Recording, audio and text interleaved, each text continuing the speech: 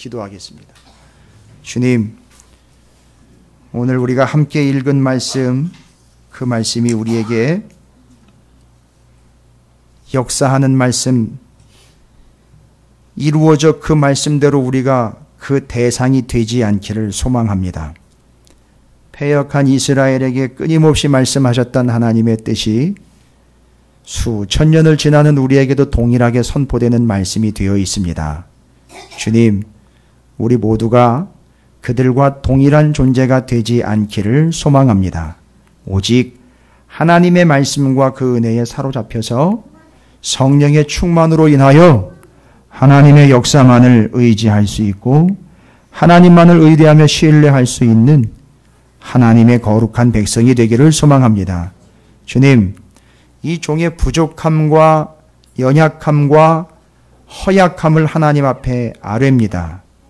오직 이 시간 성령 하나님의 임재를 구하며 성령의 역사와 능력을 구합니다. 그 다락방에 각 사람에게 임하실 뿐만 아니라 그 모두에게, 전체에게 임하셨던 성령이 오늘 이 자리에도 각 사람에게 와 우리 모두에게 임하는 동일한 성령이 되게 하여 주시옵소서. 특별히 베드로에게 임했던 그 성령이 부족한 이 종에게 동일하게 임하도록 허락해 주시옵소서. 약속하시지 않으셨습니까, 하나님? 약속하신 대로 내려주시고 채워주시고 부어 주시옵소서. 혹여나 우리 가운데 충만 영혼이 있으면 주님이 채워주시고 우리 영혼이 절대 하나님의 것을 축내는 영혼들이 되지 않기를 소망합니다. 우리를 받으시고 우리의 예배와 기도를 받아 주시옵소서. 말씀하여 주시옵소서. 우리가 어찌할꼬 주님께 눈물로 아뢰이는 시간이 되게 해 주시옵소서. 감사드립니다. 예수님의 이름으로 간절히 기도 올리옵나이다. 아멘. 할렐루야. 예, 옆에 있는 분 축복하도록 하겠습니다. 이렇게 축복하겠습니다. 뭐라고 축복하시느냐 하면 이렇게 축복합니다. 절대 축내지 맙시다 라고 축복하시기 바라겠습니다.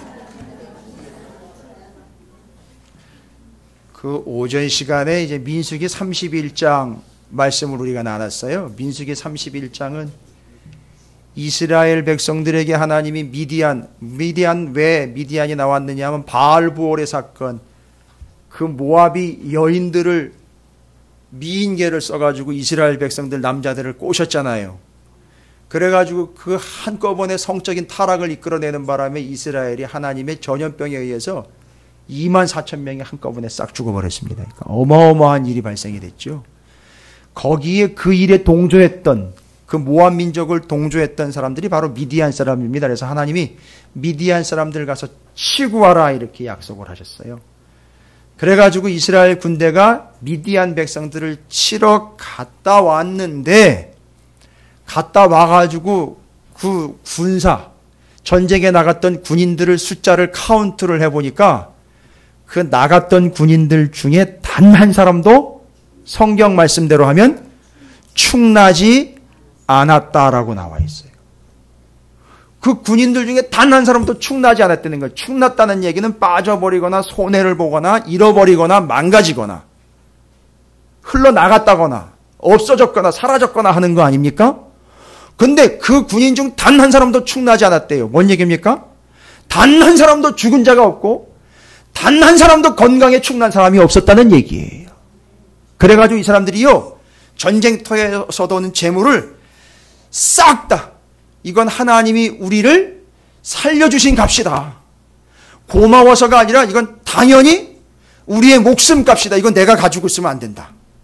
해가지고 그 전쟁에 나가가지고선 얻은 금, 은, 보화를 죄다 군인들이요, 거 나갔던 군인들이요, 그 보상금으로 받았거든요.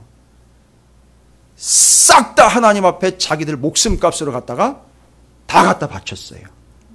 중요한 건 뭐냐면 이제 이 시간 이후겠죠. 그 시간 이후로 그 군인들은 어떤 삶을 살게 되겠느냐? 하나님 앞에 드리는 삶을 살겠죠. 왜냐하면 충나지 않은 삶이 되어버렸으니까요. 그렇죠? 목숨도 그렇고 건강도 그렇고 자기 것 하나 충난 영혼이 단 한 사람도 없었으니까 그걸 경험한 그 군인들은 이제 어떤 삶을 사느냐 하면 하나님 앞에 드리는 삶을 사는데 작은 것이건 큰 것이건 적건 많건 어떻게 드리는 삶을 살게 되느냐 이후로 어떻게 해요? 자기가 어떻게 구원을 얻었죠? 하나님 앞에서 하나님이 절대 충나지 않게 드렸죠. 않게 살려주셨죠. 그러니까 이 영혼은 충나지 않은 영혼이에요. 목숨이 하나님에 의해서 부지된 영혼이에요. 생명이 하나님에 의해서 유지된 영혼입니다. 그러니까 이 앞으로 이 사람들은 어떤 삶을 사느냐 하면 하나님 앞에 뭘 얼마나 드리는 걸 따지는 게 아니라 뭘 드리는 게 따지는 게 아니라 무엇을 얼마나 드리든지 간에 어떻게 드리느냐 이렇게 되는 거죠. 어떻게 드릴까요? 이제는 이 사람들이요. 자기가 목숨이 충나지 않았어요. 자기의 건강이 충나지 않았습니다. 절대 목숨이 해롭게 되거나 그 어떤 것도 조금 더 손해본 적이 없습니다. 야, 내가 살았다. 하나님이 살려주셨다. 하나님이 전적으로 나를 충나지 않게 목숨 걸고 살려주셨다. 이걸 깨달았습니다. 앞으로 이 사람 어떻게 하나님 앞에 드릴까요? 목숨 걸고 드리는 삶을 산다는 거죠. 그래서 목숨 걸고 드린 삶, 예를 제가 드렸죠. 신약으로 넘어올 때.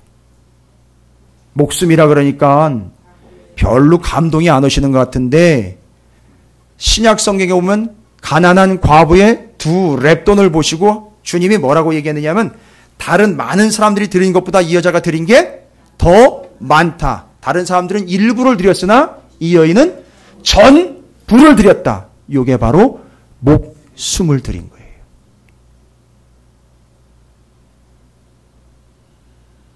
제가 왜 이 얘기를 드리느냐? 충나지 않은 영혼들은 특징이 있더라는 거예요. 여러분 기본적으로 여러분이 충나지 않은 영혼이라는 거 인정하십니까? 야 고딩 뭐 이렇게 자신 있게 대답을 해. 여러분이 충나지 않은 영혼이라는 인생이라는 근거가 뭡니까? 여기 중 우리들 단 한 사람도 내가 충나지 않고 무엇을 얻었습니까? 구원을 얻었습니다. 하나님이 전부를 바쳐서 여러분 한 사람 한 사람을 구원해 내셨습니다. 그래서 우리는 절대 충나지 않은 영혼이에요. 하나님이 콕 찍어가지고 예수의 피값을 바꿔가지고 충분하게 구원해낸 영혼입니다. 그럼 우리는 어떻게 살아갑니까? 이제 뭘 노리고요? 아니요. 뭘 바라고요? 뭘 계획하고요? 내가 이렇게 하면 하나님 이렇게 해주시겠지? 절대 노리지 않습니다. 이미 나는 충나지 않은 영혼이에요. 이미 구원 얻은 영혼입니다. 어떻게 살아갈까요? 절대 충내지 않습니다. 충내지 않고 어떻게 드릴까요? 하나님 앞에 목숨 다해 드립니다. 목숨으로 드립니다. 전부를 드립니다. 이걸 충내지 않는 영혼이라고 이야기합니다. 왜일까요? 충나지 않았기 때문에 충내지 않습니다. 여러분 절대 하나님의 것을 충내지 마십시오. 시간, 돈, 예배, 기도, 헌신 절대 충내지 마세요. 필요하시다면 살이나 그냥 좀 빼세요. 제가 요새 살 빼진 거 가지고 너무 걱정들이 많으신데 저는 이걸로 하나님께 드릴 것밖에 없어서 살이라도 빼서 드립니다. 장난 아닙니다. 제가 더 깊어지고 모르겠어요. 여러분이 저를 보면 어떻게 보실지 모르겠지만 살이 빠지고 먹을 걸 줄이고 기도 시간이 늘고 하나님과의 교제가 더 깊어지면서 정말 내가 충난 영혼이 아니라 내가 하나님의 것을 충내지 않고 이것이라도 드려서 다 드려서라도 하나님의 은혜를 내가 누리는 자가 되어야 되겠다 해서 일부러 살을 빼는 게 아니에요. 빠지더라고요. 하나님 앞에서 빠지더라고요. 여러분 절대 충내지 마세요. 그래야 충나지 않습니다. 그 나갔던 사람들이 한 사람도 충난 영혼이 없더라는 겁니다. 저는 여기 계신 여러분들 중에 단 한 사람도 충난 영혼이 생기지 않게 되기를 주님의 이름으로 축복합니다. 여러분, 절대 그 축나지 않은 영혼으로 하나님의 것을 이젠 축내지 않고 온전히 목숨 걸고 드리는, 목숨을 다해 드리는, 목숨처럼 드리는 여러분의 믿음과 삶이 되시기를 주님의 이름으로 축복합니다. 절대 축나지 않습니다. 옆에 있는 분 축복하겠습니다. 절대 축날 리 없습니다. 라고 축복하시기 바라겠습니다. 예. 그런데 이걸 믿지 않고 계속 하나님의 것을 축낸 이스라엘 이야기가 오늘 이야기입니다. 이스라엘, 이미 남유다와 북이스라엘로 나눠져 있는 이스라엘인데 북이스라엘은 이미 망했어요. 우리나라 이제 남과 북 이야기처럼 북이스라엘은 이미 망했어요. 그건 뭐 하나님이 이미 말씀하신 거예요.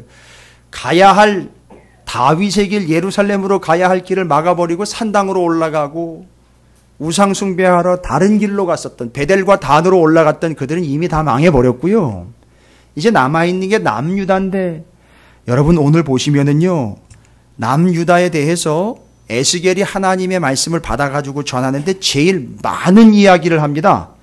제일 자주 하는 이야기, 제일 많이 하는 이야기, 여러분 혹시 발견하셨나요? 오늘 7장에서 똑같은 톤으로 똑같은 얘기를 반복해서 하는 이야기가 있어요.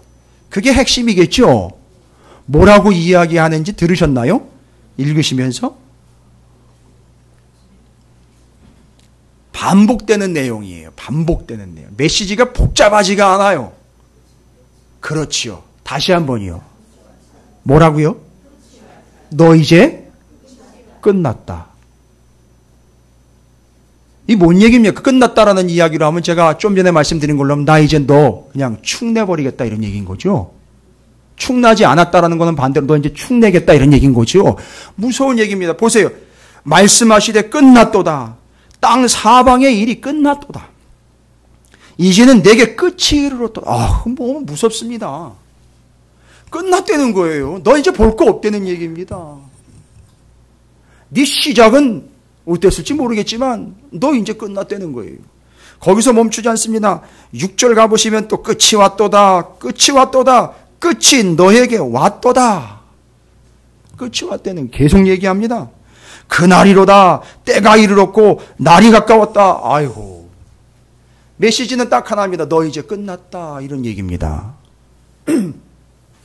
이제 축나게 생겼습니다. 이 영혼과 인생이 축나게 생겼어요. 끝나게 생겼어요. 여러분 왜 여기까지 이르게 된 걸까요? 왜 인생이 이렇게 비참하고 처참한 상황에까지 이르게 된 것일까요? 오늘 우리는 이걸 반드시 발견해야 됩니다. 왜 그 인생의 끝날이요 축나는 날이 오게 된 것일까? 에스겔서 7장이 정확하게 아주 콕 찍어가지고 지적을 합니다. 왜 그 인생 거기서 끝난 인생 되어버렸을까?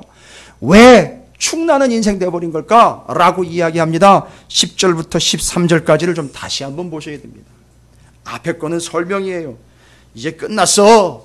이제 때가 됐다고. 내가 이제 축내고 이제 정리할 타임이 됐어. 라고 이야기하는데 왜 여기까지 왔습니까? 왜 끝날이 왔고 왜 축나는 인생 되어버렸고 왜 하나님은 끝을 내려고 하실까요? 볼지어다 그날이로다. 볼지어다 임박하도다. 정한 재앙이 이르렀으니 뒤에 이읍니다. 10절 펜이 있으시고 혹 색깔 있는 펜이 있다면 더 좋고요. 혹시 이것도 저것도 없다면 옆에 빌리시든지 그것도 안 되면 손톱으로 팍팍 문질러가지고 거기다가 표시를 좀 해놓으시든지 아니면 여성분들은 립스틱이라도 싹 해가지고 싹 발라놓으시든지 뭔 방법을 취하든지 10절 말씀을 주목해 보시기 바랍니다. 볼지어다 그날이로다 볼지어다 임박하도다 정한 재앙이를 왜 여기 끝이 왔느냐 왜 이 날이 이르렀느냐 잘 보세요. 우리에게 올 수 있습니다. 남의 얘기가 아니고 내 얘기입니다. 오늘 나한테 하시는 말씀이에요. 뭐예요? 정한 재앙이 이르렀으니 뭐랍니까? 니들 신세가 어떤 신세인 줄 아느냐? 몽둥이가 꽃이 피고 교만이 싹이 났도다. 몽둥이가 꽃이 피고 교만이 싹이 났다는 거예요. 지금 끝이 온 이유가 바로 이겁니다. 재앙이 직접 눈앞에 코앞에 와 있는 이유가 바로 이겁니다. 왜 끝이 왔느냐? 왜 재앙이 왔느냐? 왜 인생에 막바지에 이르게 됐느냐? 이겁니다. 바로 요거예요. 몽둥이에 뭐예요? 꽃이 피고 교만이 싹이 났도다. 도대체 이게 뭘까요? 한번 따라해 보겠습니다. 내가 그 몽둥이. 다시 한번요. 내가 그 몽둥이.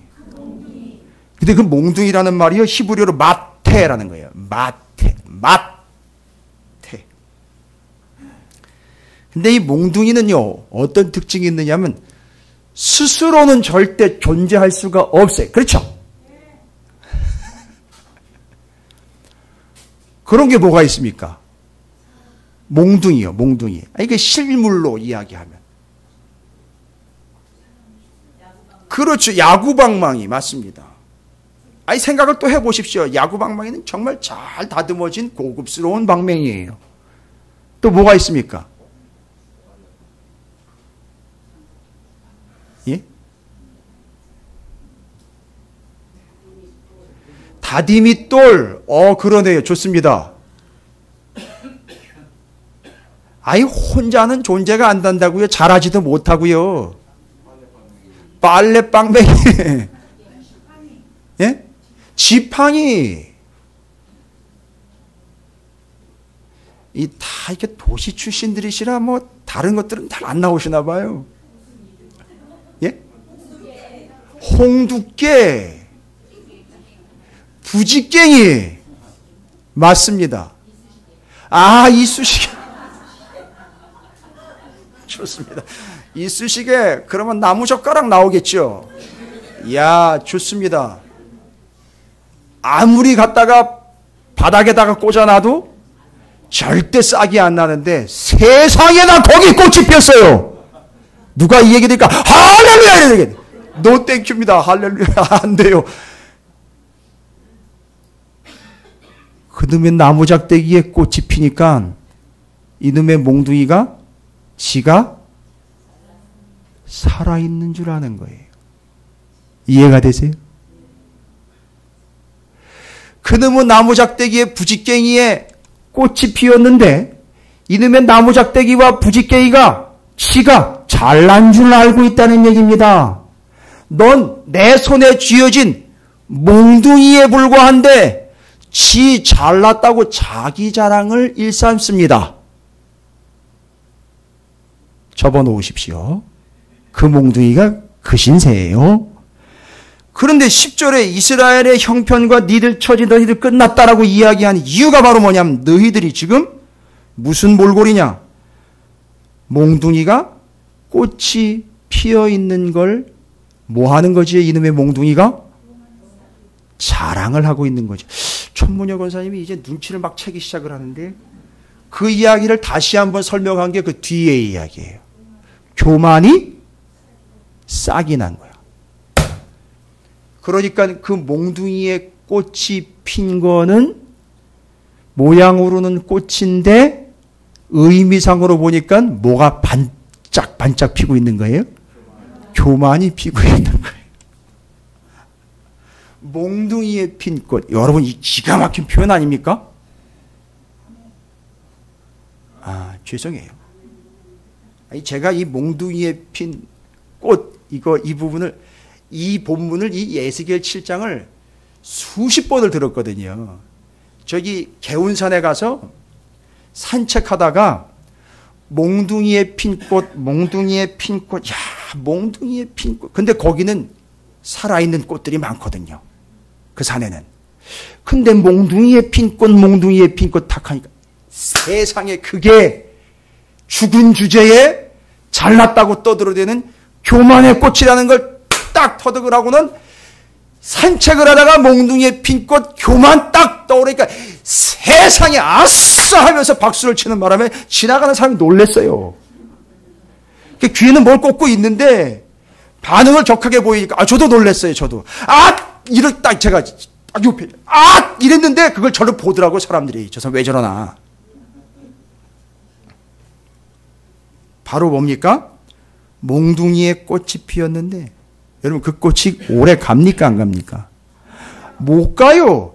몽둥이에 꽃이 피었으니까 이놈의 몽둥이한테 그 꽃이 얼마나 자랑스럽겠어요. 그렇죠? 죽은 주제에 잘려있는 주제에 연결도 안 돼 있는 주제에 거기 꽃이 피었는데 그게 교만으로 핀 거예요. 그걸 자랑으로 삼고 있는 거란 말입니다. 그걸 뒤에는 뭐라고 표현하고 있다고요? 교만이 싹이 났도다. 그러니까 그게 이제 교만인 거예요. 그런데 여기 싹이라고 말하고 있는 이 단어가 상당히 의미심장한 단어입니다. 교만이 싹 났대요. 몽둥이에 꽃이 피는 것처럼 우리에게 뭐가 납니까? 싹이 납니다. 뭐가 납니까? 싹이 나죠. 그런데 그 싹이 앞에 있는 거랑 연결하면 뭐와 같다는 거죠? 교만이라는 거예요. 우리한테 교만의 싹이 납니다. 마치 부러지고 잘라지고 끊어진 몽둥이에 꽃이 피는 것처럼 그걸 자랑스럽게 여기는데 알고 봤더니 그게 교만인 거예요. 여러분 잘 생각해 보십시오. 여러분이 자랑 삼아 또 자랑으로 여기고 있는 것 그게 뭐라는 거죠? 교만의 고리라는 거예요. 근데 그게 나한테 난 싹이라는 거예요. 세상에나. 싹. 그런데 그 히브리어로 싹이라는 말을 뭐라고 표현하느냐 하면 파라흐라고 씁니다. 여러분 일반적으로 싹은 뭘 얘기합니까? 우리나라 말의 싹은 새싹을 이야기하죠. 지난주에 새싹 비빔밥 드셨죠? 그런 싹을 이야기하는데 성경의 히브리어에 여기 싹은 파라흐입니다. 그런데 그 파라흐라는 싹이 원래 뜻이 뭐냐 하면 놀라지 마십시오. 나병입니다. 나병. 피부에 돋는 이상한 그 피부병 같은 거 있죠? 그런 걸 지칭하는 겁니다. 이건 이제 의도적인 표현이라는 거죠. 그러니까 싹이 났어요. 여러분 그 나병 꽃이라고 부르는 거 아세요? 예?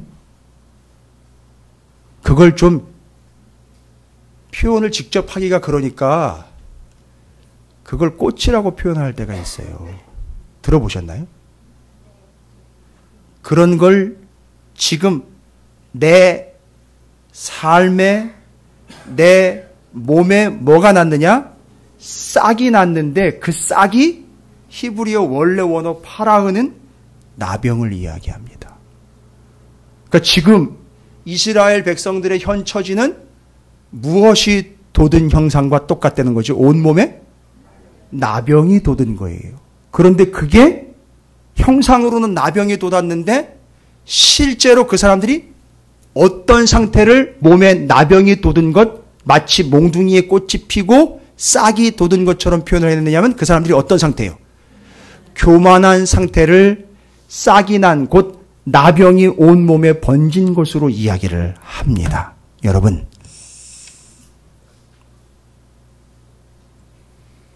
저도 이 말씀 준비하면서 나병에 대한 이야기와 교만에 대한 이야기들을 여러 군데서 정리를 해봤지만 에스겔이 하나님에게로부터 받은 이 말씀을 통해서 자기 몸에 싹이 난 것처럼 완벽하게 이 몸에 나병이 돋아가지고 이렇게 내지는 이제 나중에 어떻게 되느냐면 나병이 곰팡이처럼 되어버리니까 색깔 있는 곰팡이가 돼버려요. 그래서 이게 마치 꽃이 핀 것 같고 싹이 난 것 같은데 결국은 뭐냐면 온몸에 나병이 돋아가지고 결국 어떻게 되는 거죠? 썩어 들어가 죽을 수밖에 없는데 그게 바로 교만이라는 병을 이야기하는 거예요. 여러분 심각한 겁니다. 교만은 그냥 지잘난 맛에 자기를 높이는 걸로 단순히 이야기하고 끝날 게 아니라 그 영혼을 썩어 문드러지게 만드는 심각한 병이라는 것을 여기서 싹이라고 표현을 하고 있어요. 이스라엘이 지금 그 상태이기 때문에 망하게 생겼다는 겁니다. 너희에게 왜 끝이 왔느냐? 왜 끝이 온 겁니까? 결국 다 썩어 들어가 가지고선 온 몸에 교만에 싹이 돋아가지고선 이건 걷어낼 수가 없는 거예요. 여러분, 이 나병이 얼마나 심각한 질병인지 레위기 13장을 한번 보십시오. 레위기 13장의 이 나병을 아주 중점적으로 집중적으로 다루고 있어요. 왜냐? 나병이 발병이 되면 어떻게 될까요? 예? 격리가 돼야 돼요. 격리 말고요. 계산하는 격리 말고요. 격리. 분리가 돼야 된다. 이용자 고생님 영어까지 쓰셔서. 분리. separate. 분리가 돼야 돼요. 그렇죠? 13장, 레위기 13장 보시죠. 나병. 정말 심각한 병입니다. 붙어 있다가는 어떻게 됩니까? 오염돼 버립니다. 공동체가 전부가 다 어떻게 돼 버려요? 싹 죽어버립니다. 그래서 나병 환자는 발병이 되면 누가 발병을 이걸 분명하게 해야 되죠? 누가 판단해야 되죠? 제사장이 야 이건 나병이다. 이건 안 된다. 너 여기 있으면 안 된다. 저쪽 다른 데로 가서 격리돼야 된다라고 빼버립니다. 이게 나병이에요. 그리고 이게 나병인지 아닌지를 제사장은 아주 냉철하게 아주 날카롭게 파악을 해야 돼요. 생명이 달린 문제이기 때문에. 그래서 이걸 정확하게 판단을 해야 됩니다. 그래가지고 분리를 해야 돼요. 그리고 그 나병이 나은 환자들만 나았을 때에만 공동체 안으로 다시 들어올 수 있어요. 뭔 얘기인지 이해가 되십니까? 뭔 얘기입니까? 교만은 이렇게 무서운 병입니다. 교만이라는 게요. 그러니까 어떻게 해야 됩니까 이거? 방법이 없어요. 교만은요. 몽둥이에 꽃에 계속 피는 거예요. 그리고 그 몸에 싹이 돋는 거예요. 계속 하얗게. 교만은 교만을 낳아요. 희한하게. 그렇죠? 교만한 사람 절대 한순간에 안 고쳐집니다. 그렇죠? 지속적으로 교만합니다. 그래서 교만 불변의 법칙이라는 게 있어요.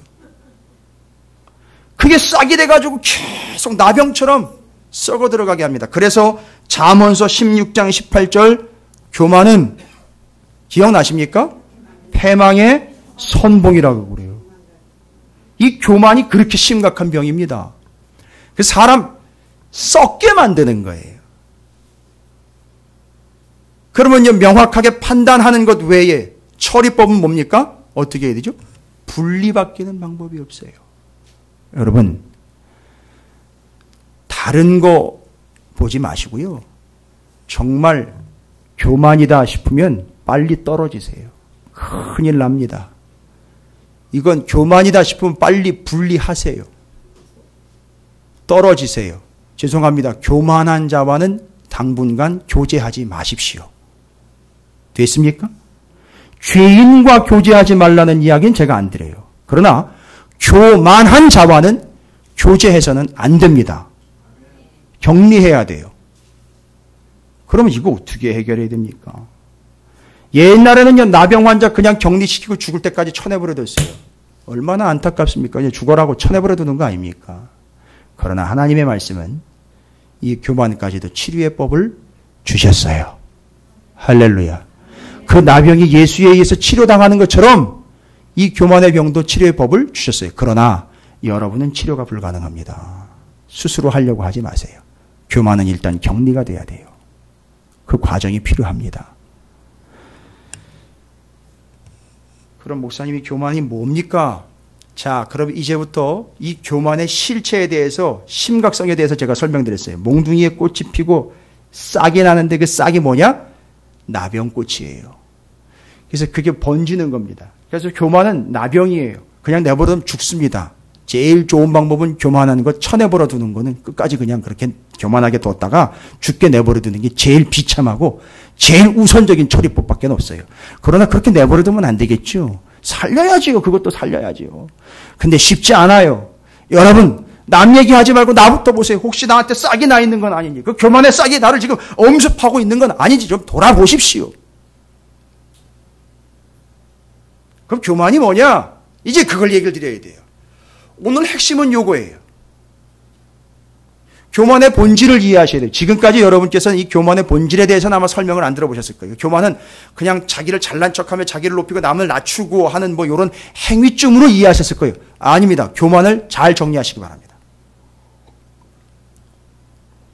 잘 오셨죠? 그렇게 교만하게 대답하지 마시고요. 좀 저를 쳐다보시면서 이렇게 간절히 사모하는 마음으로 좀 대답을 해주셔야지 저도 준비한 보람이 있죠. 예. 자, 그럼 교만이 뭐냐? 교만의 월 의미를 이해를 하셔야 돼요. 교만. 그냥 자만한 게 아니에요. 그냥 자기 잘난 척하는 게 교만이 아니에요. 잘 보십시오.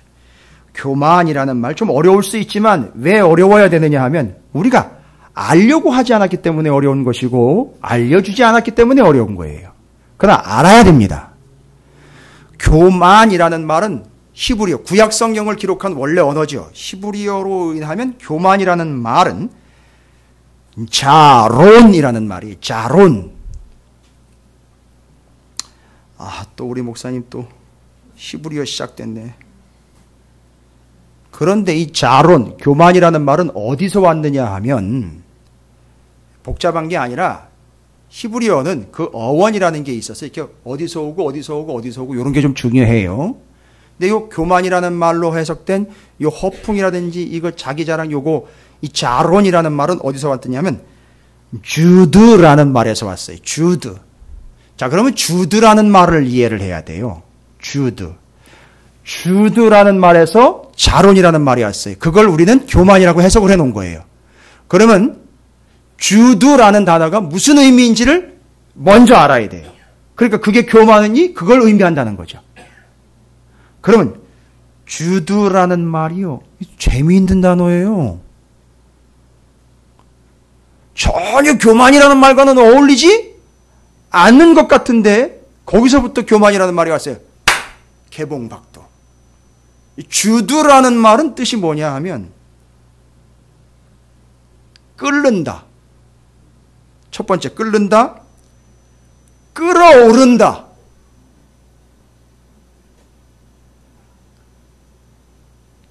권사님 잠깐만 계세요.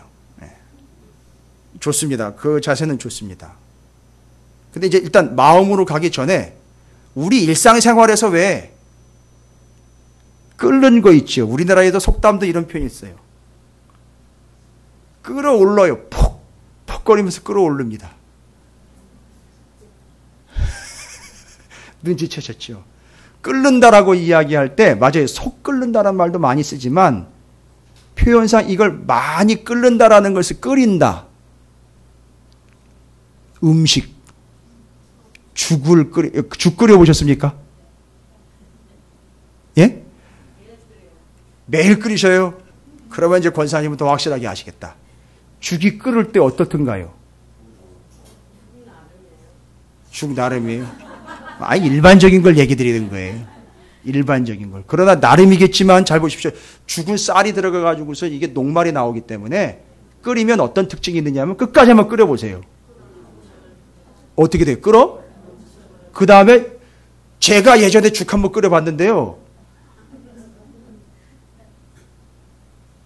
그 크지도 않은 냄비에 죽 끓이니까 이게 죽이 어떻게 되냐면 아유 퍽 튀는 게 이게 막 얼굴도 막 튀어오르고 옷에 나중에 죽 끓이고 나다니까 죽이 여기다 와 있어요.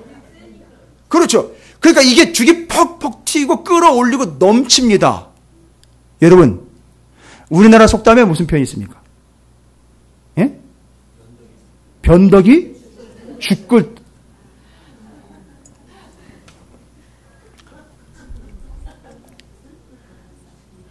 알고 봤더니 변덕이 죽 끓는 게 이 사람이 오락가락해서가 아니라 본 마음을 보니까 그 사람 정말 교만한 사람이에요. 이해가 되세요? 변덕이 죽 끓을 듯 한다는 이야기는 감정적 기복이 심하다가 아니라 근본적으로 그 마음이 교만한 사람들이 변덕이 죽 끓을 듯 하는 거예요. 이해가 되십니까? 제가 이게 정리가 됐어요. 그러니까 죽을 끓이니까 이게 퍽! 이런 소리 들으셨죠? 푹푹푹 튀고 끌어넘쳐요. 뭘 얘기하는 겁니까? 교만한 사람들은요, 자꾸 자기가 튀어요.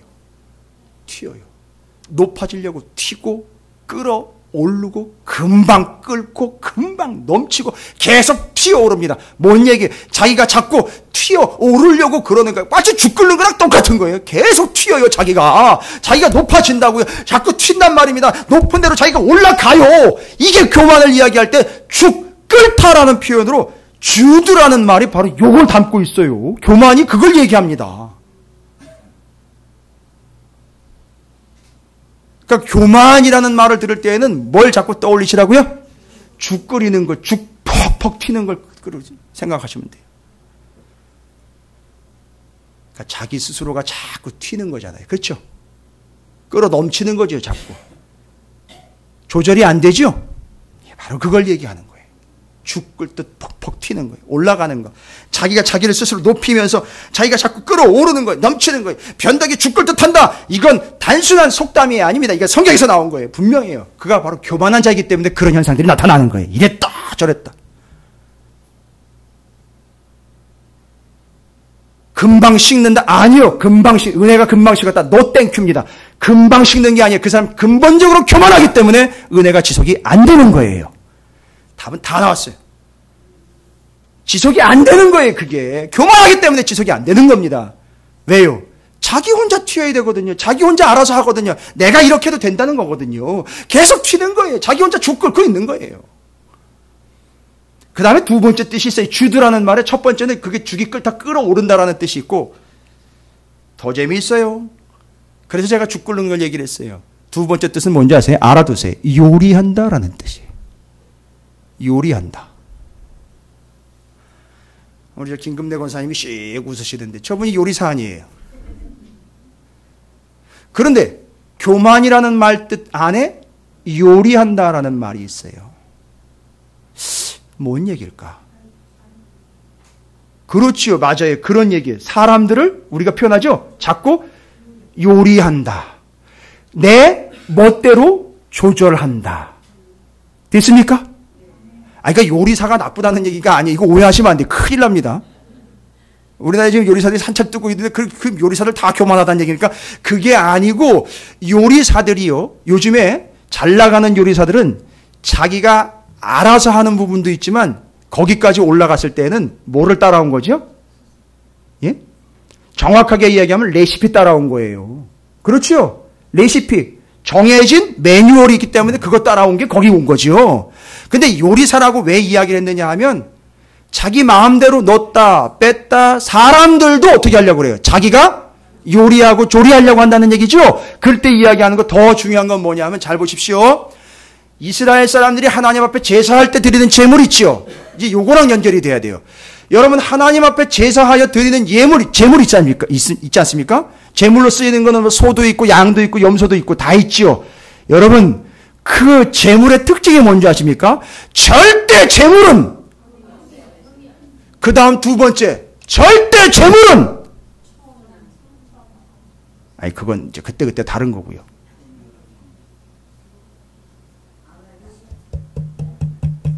지금 물어보는 이유가 눈치 있는 분들이면 지금 대답을 할 텐데 제가 지금 얘기한 거예요. 왜 이 얘기를 하고 지금 그걸 물어보는지 아실 텐데. 맞아요. 제물은 요리해서 드리지 않아요. 거기다 후추 뿌리고 소금 뿌리고 설탕 뿌려가지고 하나님 앞에 드리지 않습니다. 제물은 있는 그대로 드립니다. 와우. 그러니까 하나님은 절대 뭐를 안 받는 거죠? 교만한 건 절대 안 받는 거예요. 무서운 얘기입니다. 그래서 제물은 요리하지 않는다. 거기서부터 딱 온 거예요. 그러니까 요리를 한다는 건 벌써 자기 손이 간다는 얘기인 거예요. 됐죠? 하나님 앞에 드리는 건 내 손이 가서 드리는 게 아니에요. 하나님이 받으시는 거기 때문에 그냥 하나님이 하라는 대로만 하면 되는 거지 내가 이렇게 하고 저렇게 하고 들을 필요가 없는 겁니다. 할렐루야. 그래서 이 교만이라는 말, 주드라는 말 안에는 죽이 끓듯 퍽퍽 끓어오르는 것과 자기 멋대로 자기 주관대로 자기 하고 싶은 대로 요리를 하려고 하는 그 주관이 담겨 있는 것, 그게 교만이라는 거예요. 와우. 그러니까 지금 이스라엘 백성들의 현 처지는 바로 이런 처지라는 겁니다. 여러분 어떻게 해야 됩니까? 이 교만의 문제 이거 어떻게 해야 됩니까? 교만하면 하나님이 절대 뭐 하죠?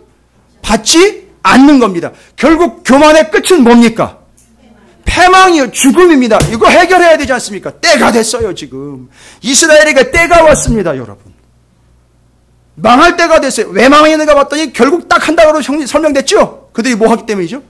교만했기 때문에. 교만의 모습은요, 제가 두 가지로 얘기했잖아요. 그건 이제 원어로 교만이라는 단어를 설명했을 때고, 교만이라는 걸 처음에 설명할 때 어떤 모양이라고 얘기를 했죠? 몽둥이에 핀 꽃, 싹! 마치 뭐가 돋은 것처럼요. 나병이 돋은 것처럼 아주 하얘져 있는, 썩어 문드러져 가고 있는 심각한 병, 그게 교만이라는 겁니다. 여러분, 이거 제거해야 됩니다. 이거 해결해야 돼요. 그래야 하나님이 받으시고, 그래야 우리가 살 수 있다는 얘기입니다. 교만은 죽음이에요. 그 교만의 본질로 딱 들어가니까 뜻이 뭐예요? 자꾸 퍽퍽 튀어오르지요. 자꾸 올라가려고 그러죠. 자기가 높아지려고 그러죠. 자기가 끌어넘치죠. 자기 감정에 자기가 조절이 안 돼요. 자기가 안 들으면 아무 소리도 안 들려요. 자기가 다 해야 되는 거예요. 거기다가요, 자기가 다 요리해야 돼요. 됐습니까? 심각합니다. 이게 교만이에요. 주드라는 말의 뜻입니다. 이걸 설명을 하고 지금 이스라엘이 여전히 어떤 모습인지를 설명을 합니다. 이제 이스라엘의 교만한 모습을 설명을 해요. 정말 그런 교만한 모습을 설명을 합니다. 여러분 14절부터 16절까지 보십시오.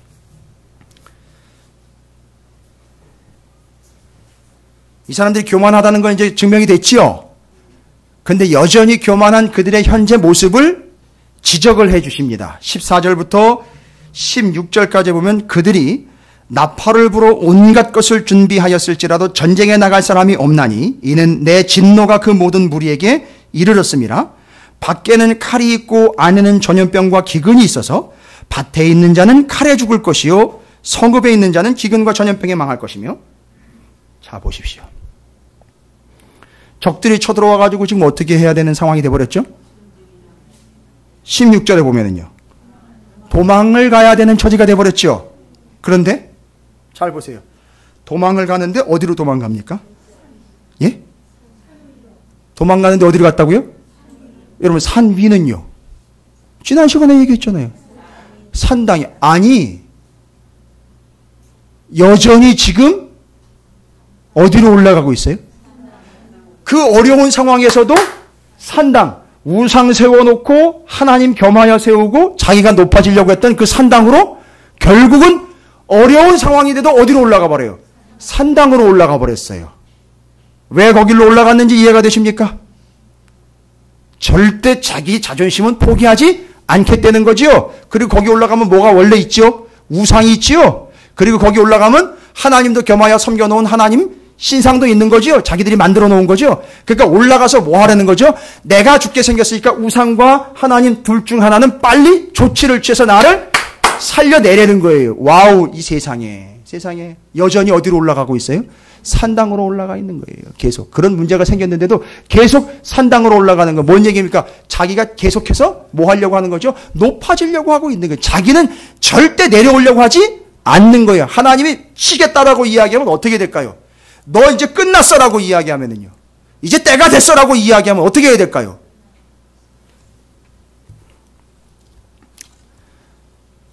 여러분한테 생다지로 그냥 여쭤보면 분명히 답은 안 나올 것이고, 요엘서를 찾아보겠습니다. 요엘서. 구약성경의 요엘서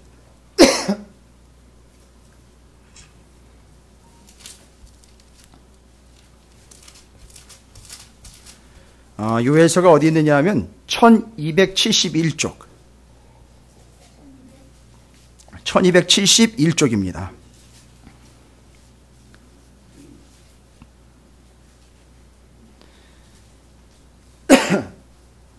요엘서 2장 28절부터 32절입니다.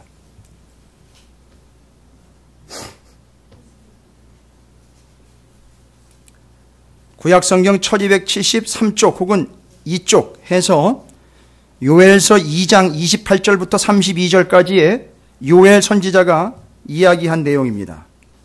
그러니까 여러분이 보시면 이 요엘 선지자는 에스겔 선지자보다는 앞선 시대예요. 자, 그러면 요엘 선지자가 뭐라고 얘기했습니까? 그 후에 내가 내 영을 만민에게 부어주리니 너희 자녀들이 장래일을 말할 것이며 너희 늙은이는 꿈을 꾸며 너희 젊은이는 이상을 볼 것이며 그때에 내가 또 내 영을 남종과 여종에게 부어줄 것이며 잘 보십시오. 내가 이적을 하늘과 땅에 베풀리니 곧 피와 불과 연기 기둥이라. 이건 하나님의 임재를 상징하는 건데 중요한 거는 그 다음이에요. 31절. 어떤 때가 왔습니까? 여호와의 크고 두려운 날이 이르기 전에 해가 어두워지고 달이 핏빛같이 변하려니와. 이게 지금 뭔 얘기입니까? 어떻게 돼버린 거죠? 상황이 어떤 상황이 왔다는 거죠? 망하게 될 때가 왔다는 거죠. 심판의 때가 왔다는 거죠. 뭔 얘기입니까? 오늘 에스겔이 이야기한 걸로 이야기하면 에스겔서 7장에 나와 있는 표현을 그대로 인용을 하면 그렇죠. 끝이 왔다. 끝이 왔다. 너 이제 끝났다. 끝났다. 끝났다. 막 얘기하는 거죠. 그죠? 때가 됐죠. 그런데 끝이 왔다. 끝이 왔다. 끝이 왔다. 끝이 왔다 얘기를 했는데도 에스겔서에 보니까 이스라엘 사람들은 어디로 올라가고 있어요? 산당으로 올라가. 왜입니까? 그들이 어떻기 때문에? 교만하기 때문인 거예요. 그러니까 교만은 못 고치는 거예요. 안 되는 거예요. 교만하니까 결국 계속 어디로 올라가요? 너 끝났어. 너 끝이야. 끝이 왔다고. 끝난다고. 이러다간 다 망한다고 얘기했는데도 불구하고 산당으로 계속 올라가요. 그렇죠? 마치 뭐가 끓는 것처럼 죽이 끓어 지가 계속 튀어 올라오는 것처럼 계속 올라갑니다. 그러나 본문에 보십시오. 요엘 선지자는 뭐라고 얘기합니까? 그렇게 끝이 오면 끝날이 되면 뭐래요? 누구든지 여호와의 이름을 부르는 자는 구원을 얻으리니. 답은 다 나왔어요. 딱 하나 답입니다. 그 끝이 되거들랑 그 교만 때문에 끝날이 치받치거들랑 내 인생의 종말이 오거들랑 뭐 하라는 겁니까 여러분? 여호와의 이름을 부르라는 거예요. 다른 방법이 없다는 거지 않습니까? 주님의 이름을 부르라는 겁니다. 믿고 의지하라는 거지요. 매달리라는 거지요. 거기 자꾸 올라가지 말고 너를 자꾸 높이려고 하지 말고 누구를 붙잡고 물고 늘어지라는 거지요. 하나님 붙잡고 물고 늘어지라는 거예요. 여호와 하나님의 이름을 부르래. 예수님 살려주세요 라고 부르라는 거예요. 됐습니까? 여러분 한번 해보십시오. 절대 익숙하지 않아요. 여러분 예수님 나 살려주세요 라고 여러분이 한번 외칠 수 있겠어요? 여러분 몸에 싹이 난 거 아세요? 지금 몽둥이에 꽃이 핀 상황이라는 거 아십니까? 어떻게 해야 돼요? 살아야 하지 않습니까? 그럼 어떻게 해야 됩니까? 끝이 왔어요. 그러다간 다 죽습니다. 나도 죽고 다 죽어요. 어떻게 됩니까? 여호와의 이름을 불러야지요. 뭐라고요? 살려주세요. 그냥 살려주세요라면 우상한테 살려달라 그러는 건지 자기한테 살려달라 그러는 건지 모르지 않습니까? 뭐라고요? 그렇지요. 구체적으로 얘기하세요. 하나님! 살려주세요! 절대 교만한 사람은 소리도 안 질러요. 절대 교만한 사람은 부르지도 않습니다. 자기가 기도하면 응답받을 수 있다고 착각하면서 자기 스스로가 자기 살 길을 모색하지 하나님 살려주세요. 예수님 저 살려주세요. 저 죽습니다. 라고 절대 애걸복걸하지 않습니다. 그게 교만의 특징이에요. 요엘서가 그걸 정답을 일러줬어요. 그뿐만이 아닙니다. 자기가 지금 교만하여 죽게 생겼는데도 불구하고 계속 산당으로 올라갑니다. 거기서 멈추지 않습니다. 이 교만한 사람의 특징이 뭔지 아십니까? 교만한 사람은 교만한 이유가 있어요. 자꾸 자기가 뭔가 아직은 믿을 구석이 있다라고 착각을 합니다. 뭐죠? 17절부터 21절까지를 보십시오. 17절부터 22절까지 아니 좀 뭐가 좀 있나 봐요. 아직 뭔가 좀 의지할 게 좀 있는 것 같아 보니까 모든 손은 피곤하고 모든 무릎은 물과 같이 약할 것이라.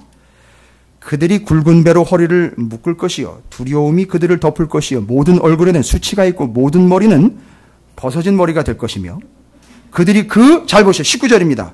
그들이 그 은을 거리에 던지며 그 금을 오물같이 여기리니. 아하. 지금 상황이 어떤 상황입니까? 이 사람들이 교만한 이유가 있었어요. 그죠? 교만한 이유가 있었어요. 뭐가 있었던 거죠? 수중에? 금, 은이 있었던 거예요. 그러니까 이걸 어떻게 한 거죠?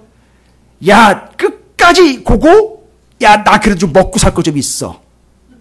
난 그래도 노후 대책이 조금 있어. 라고 마련해 놓은 게 끝까지 이 사람을 교만으로부터 내려오지 못하게 만드는 게 돼버린 거예요. 됐습니까? 뭘 의지할 만한 게 있는 거예요, 뒤에. 그게 금이고 은이고, 구체적으로 이야기하면 요즘 돈 맞아요. 돈이 조금 있으니까 갑질해대면서 그 돈을 의지를 하면서 아주 그걸 뒷구녕으로 얼마나 믿고 있는지 절대 메시지가 안 들어가요. 그래서 부자들이 설교 말씀 안 듣는 이유가 있어요. 이해가 되시죠? 왜?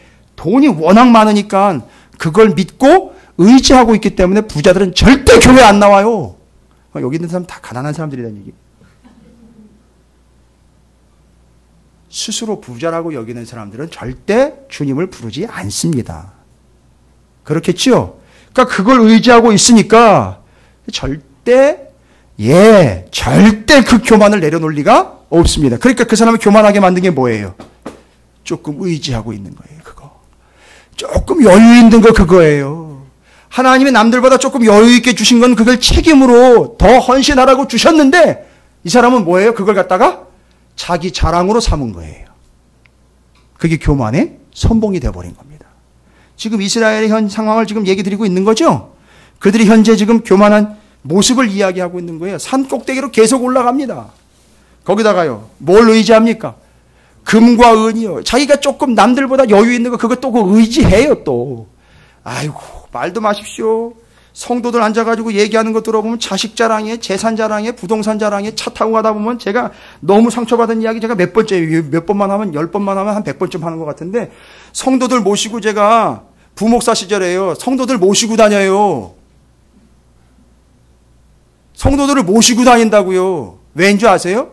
부동산 몇백억대 가요, 자산이. 아이고, 거기서 무릎 꿇어야지 어떻게 해요, 그러면 돈이 많은데. 아니, 모시고 다닌다니까요, 이런 성도들요. 여러분 별로 실감이 안 나시죠? 그죠? 앞에서 운전을 하고 있으면 뒤에 앉아가지고요, 부동산에 집이 맺혀 있는 교회예요. 그것도 중진들이 앉아가지고선 주식 얘기에 부동산 얘기하는데 기가 막힙니다. 근데 뭐 이런 차를 타고 다녀? 내가 속으로 그래요. 아이, 그런데 왜 이런 차를 타고 다녀? 자기들 차 타고 다니지. 외제차 그 좋은 것들 타고 다니지.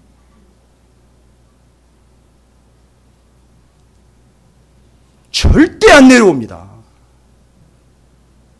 그러니까 지금 여기서 이야기하고 있는 이 교만의 선봉으로 이끌어간 이 원인과 이유를 봤더니 자기가 조금 여유 있는 거 그거. 조금 가지고 있는 거 그거. 그것 때문에 뭐 누구 얘기도 안 들어요. 이해가 되십니까? 지금 이스라엘이 그런 상태라는 거죠. 그런데 그게 나중엔 어떻게 된다는 겁니까? 그들을 능히 건지지 못하게 되고 그게 완전히 뭐가 돼버린다는 거죠? 똥값 돼버린다는 거예요. 무서운 얘기죠. 여러분 좀 냉정하게 좀 살피세요. 나 그래도 이 상황에서 내가 어렵게 되면 그래도 나 여기 있어. 그게 여러분 안도감 아닌 거 아시죠? 그게 여러분을 교만하게 만드는 이유와 원인이 될 수 있다는 거 놓치면 안 돼요. 됐습니까? 그래서 이스라엘이 지금 현재 산당을 계속 오르락내리락하고 있고 자기가 조금 의지할 수 있는 거 뒷구녕으로 남겨놓은 거 그거 있어요.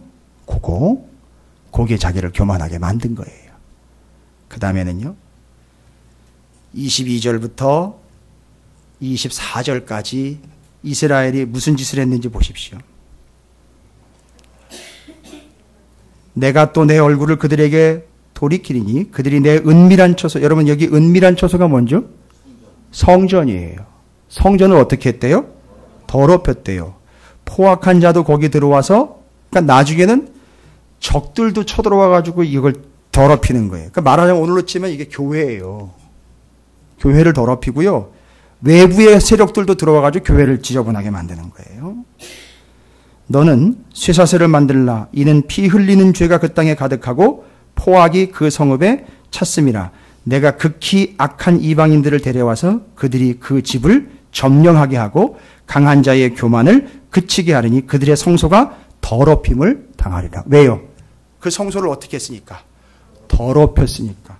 여기 여러분 성소를 더럽혔다라는 말 제가 아까 교만이라는 말에 대해서 설명을 드렸죠? 첫 번째, 두 번째 기억하십니까? 첫 번째 막 죽이 끓는 것처럼 막 튀고 올라오는 것. 그 다음에 자기 멋대로 요리하는 것. 그 다음에 세 번째 의미가 있어요.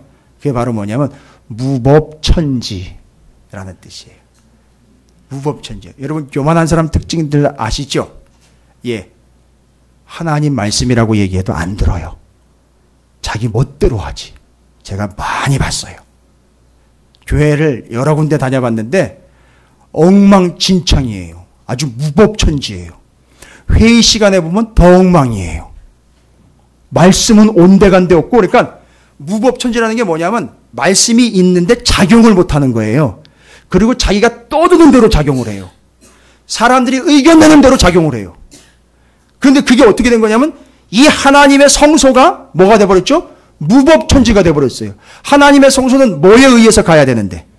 말씀에 의해서 가야 되는데 자기 멋대로 아까 얘기했죠? 뭐 하죠? 성전을 요리를 해요. 됐습니까? 그리고 무법천지니까 하나님의 말씀대로가 아니라 법대로가 아니라 멋대로. 됐습니까? 이게 교만한 자들의 특징입니다. 그래서 제가 세 가지 이스라엘의 예를 들었죠. 지속적으로 어디 올라간다? 산당 올라가면서 자기를 계속 높이고 있죠. 그 다음에는요, 자기가 남겨놓은 금과 은을 여유 있게 의지하면서 그래도 나는 좀 여유가 있지라고 착각하면서 교만을 싹을 피우는 사람들이 있습니다. 그 다음에는요, 끝으로요, 중요한 성전 센터 중심을, 여러분 우리 몸이 뭐라 그랬습니까? 사도 바울이 성전이라 그랬는데 이 가운데를 뭘로 만들어 봅니까?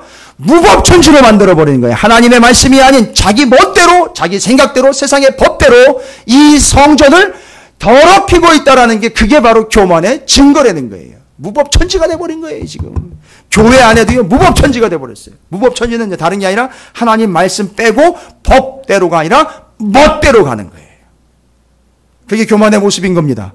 됐지요? 지금 이게 여기 기록된 에스겔서 7장에 기록된 교만의 현 실태입니다. 자, 그러면 여러분 질문 드리겠습니다. 어떻게 할까요? 이거 어떻게 합니까? 이거 문제 어떻게 해결해야 됩니까? 구약의 율법대로라면 어떻게 해야 됩니까? 그냥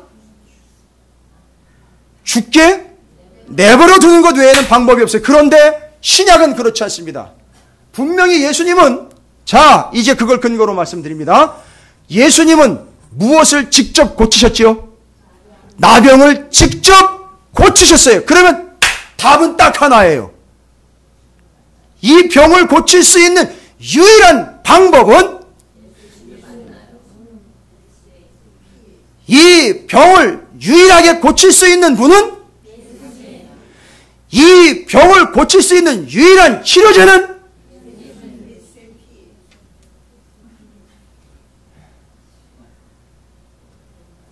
이 병의 처방전은 누가 고쳤다고요? 누가요? 예수 그리스도. 제가 지금 여러 번 질문을 드린 거는 답은 하나라는 얘기인 거예요. 예수 그리스도예요. 왜요? 성경에 분명히 그 나병을 고친 분은 예수님 한 분 외에는 아무도 없어요. 할렐루야. 그러니까 이것 고칠 수 있는 분은 예수님 한 분밖에 없습니다. 첫 번째, 요엘서에서 분명히 얘기드렸죠. 이 병을 고치는 방법. 때가 됐지요. 그 나병 때문에 다 죽게 생겼죠. 그렇게 쳐내려버리면 그냥 죽는 거지요. 그러니까 때가 됐습니다. 죽기 직전입니다. 허옇게 피어올랐어요. 답은 딱 하나입니다. 자, 때가 됐으니 이제 예수의 이름을 부르는 자가 돼야 된다는 얘기입니다. 할렐루야. 예수의 이름을 부르십시오. 다른 거 하지 마시고 예수의 이름을 부르셔야 됩니다. 할렐루야. 정답은 예수밖에 없습니다. 자, 그러면 이제 말씀을 결론적으로 정리합니다.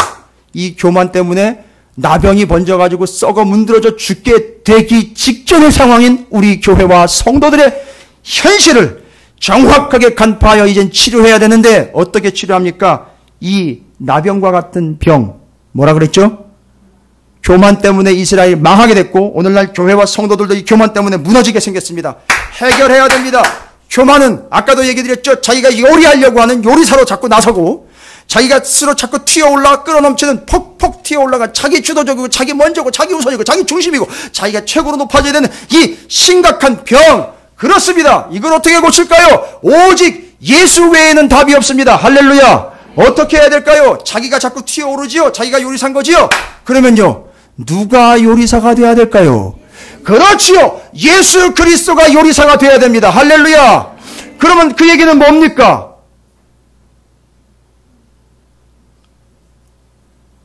예수님이 요리사예요. 제가 왜 이야기를 드린지 아세요? 예수님이 부활하시고 난 다음에 갈릴리 바닷가로 가셔가지고 예수님께서 고기를 구워 놓으시고 떡을 구워가지고 제자들 보고 와서 먹으라라고 얘기했죠. 그게 요리사예요. 됐습니까? 그럼 예수님이 요리사면은요, 우리는 뭡니까? 아니, 우리 뭐예요 도대체? 좋습니다. 다 좋아요. 다 정답이에요. 그런데 예수님이 요리사면은요, 예수님 뭐 하려고 덤비실 겁니까, 우리를? 그렇죠. 여러분이 말씀이나 주님이나 교회를 요리하려고 하지 마세요. 우리는 요리를 당해야 됩니다. 조리를 당해야 된다고요. 말씀에다 푹 삶아서 사골을 만들 거면 사골이 되시고요. 제가 말씀 준비하면서요, 기가 막힌 진리를 하나 터득한 거 아닙니까? 죽 끓이지 말고 사골 곱자. 그죠? 은은한 물로 사골은요, 계속 우러내는 거잖아요. 그죠? 그거 돼야 되는 거 아닙니까?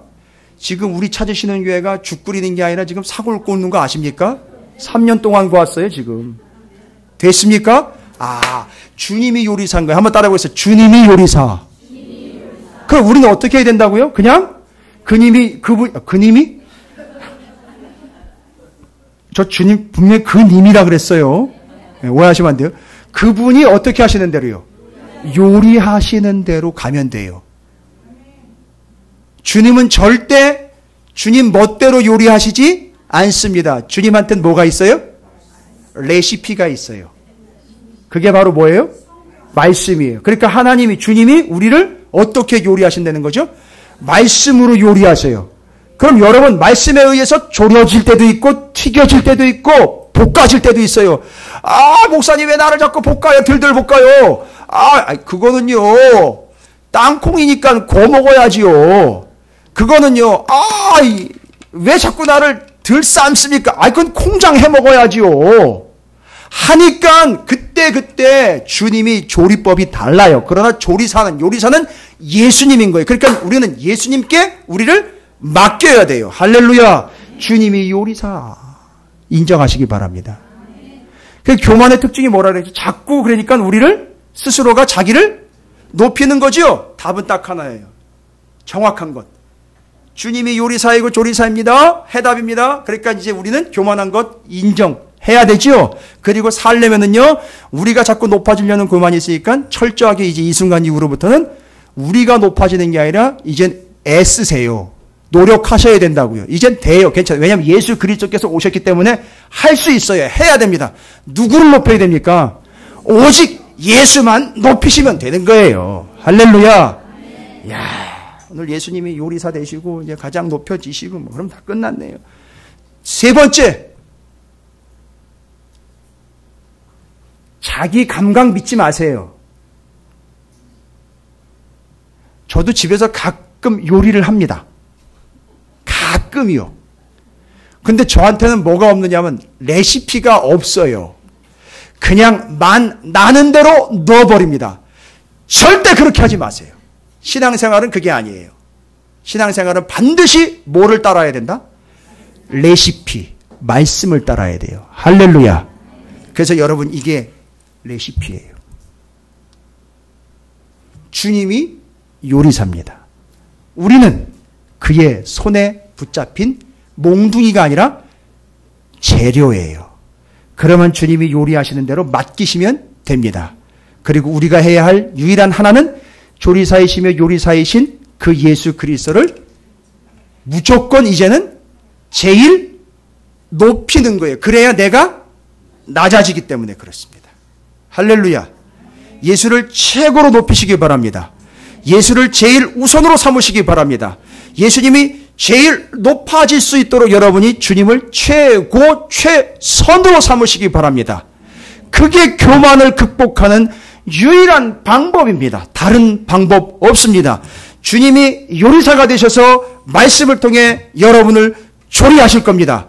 철저하게 내어 맡기시고요. 그 주님을 최선으로 놓으시기 바랍니다. 최고는 뭡니까? 주님을 제일 높이라는 거죠. 최선은요. 주님을 최선이요. 제일 먼저. 됐습니까? 제일 먼저 최고. 누구를요? 그래야 뭐가 해결된다고요? 우리 몸의 나병, 곧 교만이 해결됩니다. 여러분, 계속 그런 식으로 가다간 죽습니다. 교만한 식으로 가다가는요. 그러나 때가 됐습니다. 누구의 이름을 불러야 될 때가 됐죠? 예수의 이름을 불러야 될 때가 됐습니다. 예수님은 우리에게 요리사입니다. 그분에게는 확실한 레시피가 있어요. 우리는 그분의 재료입니다. 우리가 요리하려고 덤비지 말고 우리는 요리를 당해야 됩니다. 이제부터 우리는 예수만 가장 높이고 최우선으로 섬기는 그런 삶, 그래서 우리의 몸에 나병인 교만이 사라지게 될 때까지 그러한 삶을 살아가시기를 주님의 이름으로 축원을 드립니다.